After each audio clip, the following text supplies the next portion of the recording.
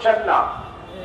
আমরা বিশ্বের মুসলমান ঐক্যবদ্ধ হয়ে আরব বিশ্বের মুসলিম দেশগুলোর প্রতি আহ্বান জানাচ্ছি, আপনারা অতি সত্ত্বর প্যালেস্টাইনের ব্যাপারে, ইসরায়েলি আক্রমণের ব্যাপারে আপনাদের অবস্থান আপনারা পরিষ্কার করুন।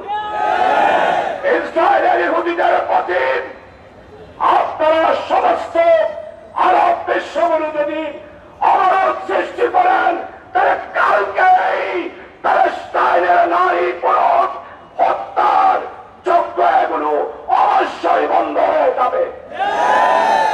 আপনারা অবরোধ করছেন না, স্যাংশন দিচ্ছেন না, কথা বলছেন না।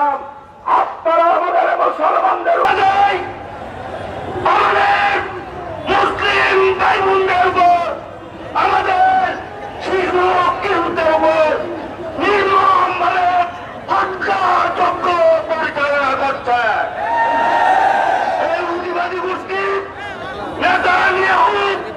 বিশ্ব মুসলমানদের সহযোগিতায় আমার শিশু কিশোর মুসলিম জনগোষ্ঠীর রক্ত দেওয়া শুরু করেছে।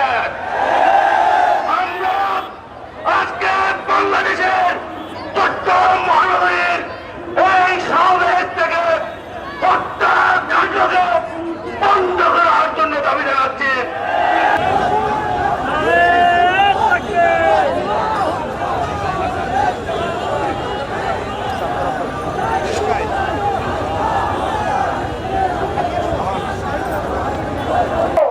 নবী রাসূলের পদচারণা রয়েছে।